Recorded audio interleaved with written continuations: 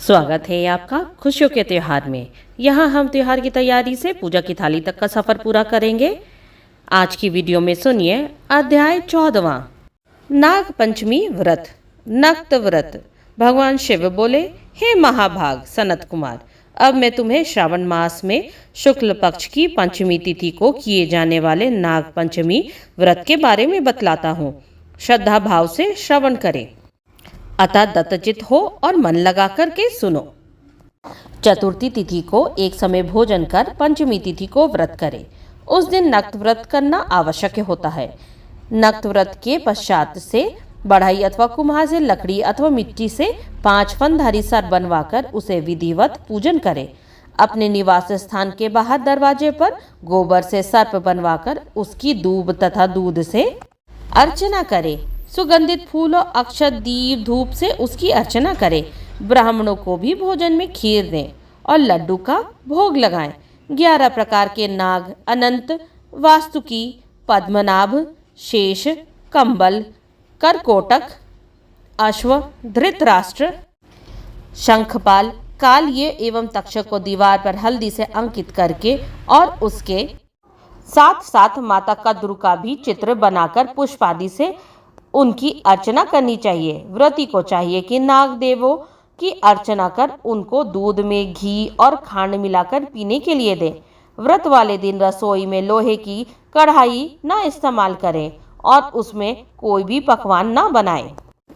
दूध और गेहूं की खीर बनाकर भुना हुआ चना, धान का लावा तथा भुने हुए धान नागों को खाने के लिए दें। स्वयं भी इसे भोजन स्वरूप खाना चाहिए।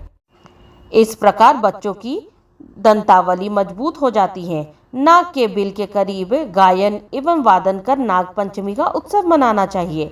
नारियों को भी इस प्रकार का श्रृंगार कर इस महोत्सव का भाग लेना चाहिए। इस प्रकार उत्सव मनाने पर प्राणी को जीवन भर सर्प भय नहीं रहता। शिव बोले, हे सनत कुमार, अब मैं प्राणी मात्र के हितार्थ तुम्हें कुछ कहता हूँ, अतः ध्यान मग्न हो मेरी बात सुने। केवल सांप को देखने से ही प्राणी को अधोगति प्राप्त होती है, क्योंकि सर्प सदैव ही तमोगुणी होता है। पहले कही गई विधि के अनुसार एक मुक्त आदि के नियम से ब्राह्मणों को बुलाकर प्रेम पूर्वक सर्प की अर्चना करनी चाहिए। इस प्रकार वर्ष भर में समस्त शुक्ल पक्षों की पंचमी तिथियों का व्रत करना चाहिए। वर्ष की समाप्ति पर पुनः शुक्ल पक्ष की पंचमी को नाग पूजन करना चाहिए। इस प्रकार नागों को भोजन देने के लिए साधु महात्माओं और ब्राह्मणों को भोजन करवाना चाहिए।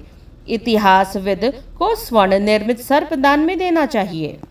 समस्त प्रकार की सामग्री के साथ संवत्सा गौ को दान में देते समय यह मंत्र अवश्य ही उच्चारित करें। प्रभु जो कि सर्वव्यापक है, सब कुछ प्रदान करने वाले हैं, कण कण में मौजूद है, अजय हैं, उनको स्मरण कर उपवासक यह बोले, हे गोविंद, मेरे कुटुंब में हमारे पुरखों में से जो मनुष्य सांप के द्वारा काटने से अधोगति को प्राप्त हुए हैं, वे सब इस व्रत और दान कर्म से मोक्ष को प्राप्त हो। ऐसा बोलकर सफेद चंदन लगे चावल से पानी की भक्ति से वासुदेव के शव को पानी में डालकर छोड़ देना चाहिए। ऐसी विधि से पूजा, व्रत एवं दान से जो प्राणी उपवासक के वंश में सर्प द्वारा काटने से अधोगति को प्राप्त हुए होंगे या मरने वाले होंगे, हे मुनि, वे सब सर्प गति से स्वतंत्र हो सुरलोक को प्रस्थान कर जाएंगे। हे मुनि सत्तम, इस ढंग से व्रत करने वाला अपने वंश को उबारता है। वह अप्सराओं द्वारा पूजा जाता है। अंत में वह शिवलोक जाता है। विता शाठ्य विहीन हो जाओ व्रत को संपन्न करता है। वह नाग पंचमी व्रत से प्राप्त होने वाले सारे फल प्राप्त करता है। जो प्राणी श्रावण मास में पंचमी को श्रद्धा एवं भक्ति सहित नक्त व्रत पूजा करते हैं, पुष्प और अन्य प्रकार के उपहार से नाग देवता की अर्चना करते हैं, उन पर मणि, किरण, वान भास्कर भी हर्षित होते हैं। इसके विपरीत मकान का दान या प्रतिग्रह लेने वाले संसार के समस्त दुखों को भोगते हुए मरणोपरंत अधोगति में सर्प योनि को प्राप्त होते हैं। हे ब्रह्मपुत्र, नाग हत्या करने वाले के यहाँ पुत्रोत्पत्ति नहीं होती है।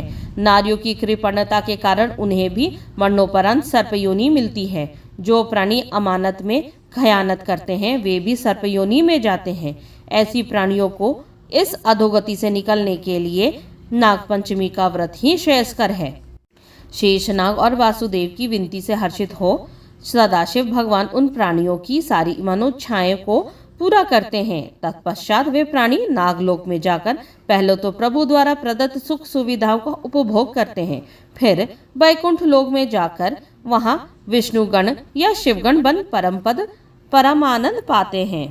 इस पाठ के श्रवण से क्या फल मिलता है? इस 14वें अध्याय के पाठ श्रवण से सर्प भय सर्प योनि से मुक्ति मिलती है।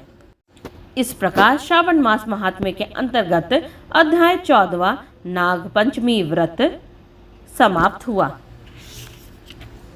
अगली कथा सुनने के लिए हमारे साथ जुड़े रहें। जाने से पहले कमेंट में ओम नमः शिवाय जरूर लिखें। श्रावण महात्म्य की पूरी 30 कहानी श्रावण महात्म्य प्लेलिस्ट में संग्रहित की हुई है। उससे सुनने के लिए डिस्क्रिप्शन बॉक्स में प्लेलिस्ट की लिंक दी गई है। यहाँ तक बने रहने के लिए आप सबका धन्यवाद। ओम नमः शिवाय।